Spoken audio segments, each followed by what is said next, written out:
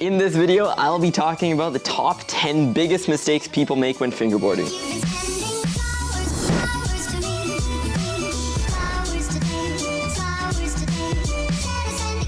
Hey guys, welcome back to another video. So today I've put together a little list of some of the top 10 mistakes that I've made when fingerboarding and also the top 10 mistakes that a lot of other people have made. Let's just jump straight into it. So mistake number 1, this is cleaning your grip tape too often. Also, quick side note, I'm still using the board that I 3D printed with my 3D printing pen in the last video, so that is why the grip tape job is not the best on this board. But mistake number 1 is cleaning your grip too often. Now you might be asking yourself, why is this a bad thing? And I will tell you. So the main way people clean grip tape is taking tape like this, masking tape preferably, and you pretty much just stick it on the grip tape and peel it away. I just put this grip tape on yesterday, so it's still pretty clean and I don't really need to clean it. But the problem with cleaning your board too often is it's gonna kind of wreck the grip tape if you have a little bit of a cheaper grip tape. Lots of companies like Teak Tuning, they just sell grip tape that is prone to kind of peel away from the adhesive with lots of use, mainly lots of cleaning your grip tape. What happens is the tape just kind of peels the grip tape apart, and this is definitely leading to people having to replace their grip tape too often.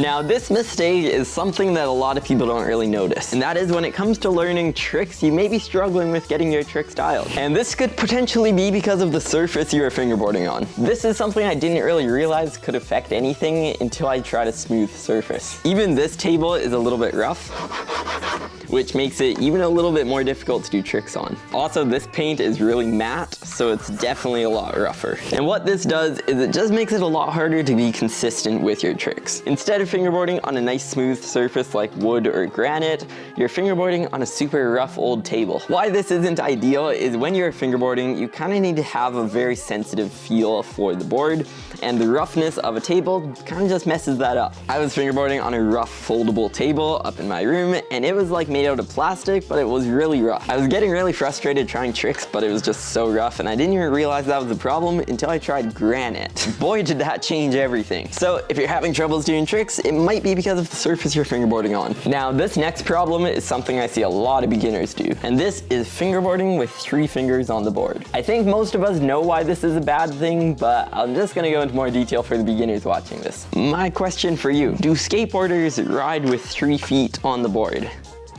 No, they don't. Why this is the problem is it's kind of deceiving. It makes ollies seem easier with 3 fingers for a beginner, but in reality, it's actually just easier to take the time to learn with 2 fingers like this. But if you ever want to progress out of maybe a kickflip and maybe an ollie, it's pretty hard to be accurate with 3 fingers on the board instead of 2. It's very similar to trying to move individual fingers at once without the others moving versus just moving all of them like this. It's way more precise to only use 2 fingers like this. Now this one is something a lot of people kind of prefer to do, but you can also take it a little bit too far to make it actually bad for fingerboarding. And this is running way too soft of bushings. I actually fell into this trap at one point. Depending on the bushings you use, you shouldn't see it rattle after you flick it down like this. This is running them like super soft like this to the point where they just rattle when you shake it. Now I'm not necessarily saying this is too bad of a thing, because I do know lots of people who do fingerboard with bushings like super loose like this, but I am saying if you're fingerboarding like this for more than like 2 months as a beginner, maybe just experiment with different levels of how tight you have the bushings.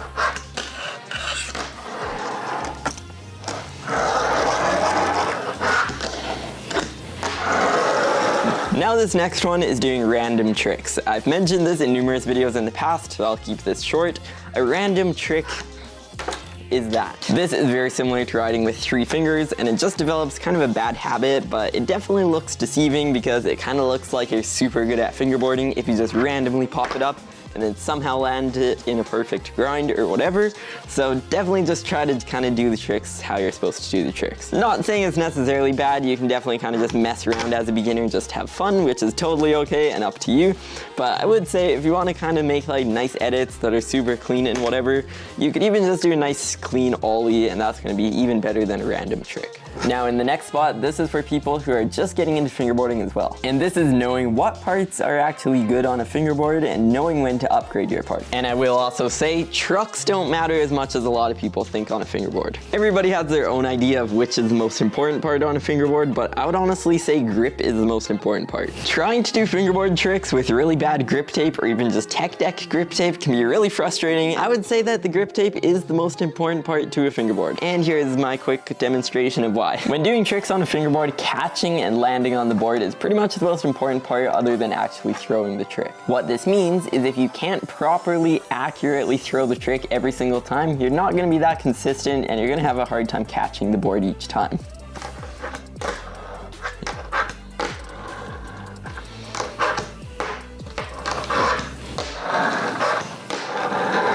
So most foam grip tapes will cover this if you get a decent quality one, but I am saying if you're still running a tech deck with tech deck grip tapes that it came with and you really want to progress, I would recommend getting foam grip tape before trucks and maybe even before wheels. That is one more thing I'll mention. Wheels and bushings are probably the second most important thing because you need to get that nice motion of being able to pop the trick on different angles while keeping it nice and smooth. Also, while we're on the topic of buying fingerboards, buying high quality fingerboard obstacles is definitely not as important as buying good fingerboard parts first. Now, if you have the money for both or whatever, I'm not telling you what to buy and what not to buy, or don't buy anything high quality at first. If you have the money, feel free to buy whatever you want. I'm not controlling you. But what I am saying is if you only have money for one, I'd recommend investing in a decent fingerboard before obstacles because you can pretty much make all sorts of cool obstacles for really cheap and you definitely don't need to buy super high-end stuff right away. And also, even to this day, I mainly fingerboard just on a flat surface, practicing flat ground tricks, and a lot of the time I don't even use that many obstacles, so I'm just throwing it out there. You don't really need super high-end fingerboard obstacles right out of the gate, but they're definitely nice to have.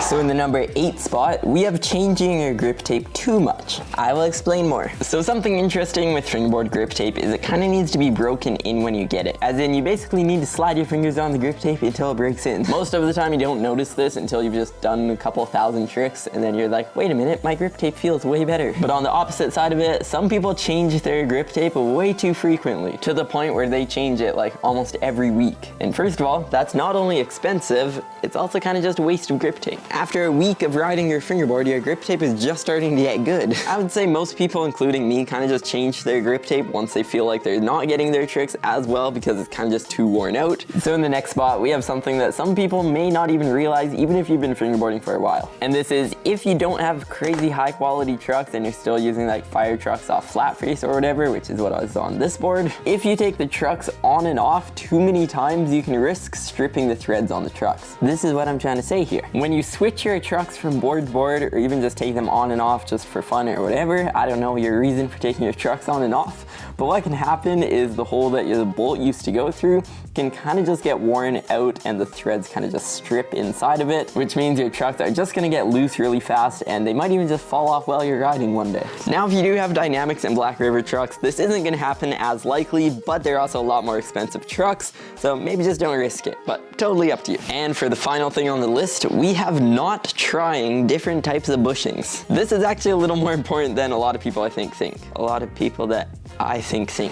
Different bushings on different boards can change the entire feel of the board altogether. This is very similar to adjusting the tightness of your bushings, but I would also say just experiment with getting some really hard bushings and also some really soft bushings and figure out what exactly you like most. People might hate on what I'm about to say here, and that is to try teak tuning bushings. I've heard a lot of things saying people don't like them, but other people saying they do like them. I've tried teak tuning bushings a few times and I was mainly getting the softer ones, but I did get one soft and one medium, but there was definitely a big difference between the two. So maybe just make an order of some bushings, really soft, medium, and then hard, and then you can figure out what exactly you like most. I hope you found this video helpful on the things you should not do when fingerboarding. Let me know your thoughts in the comments down below, and you can also add to this list for things you've experienced that you kind of don't think other people have. That is it for this video though. I really hope you liked this video. I honestly do. I would really appreciate it if you dropped a like on this video. I'm not pressuring you to do it, but I'd really appreciate it because I put quite a bit of time into making these videos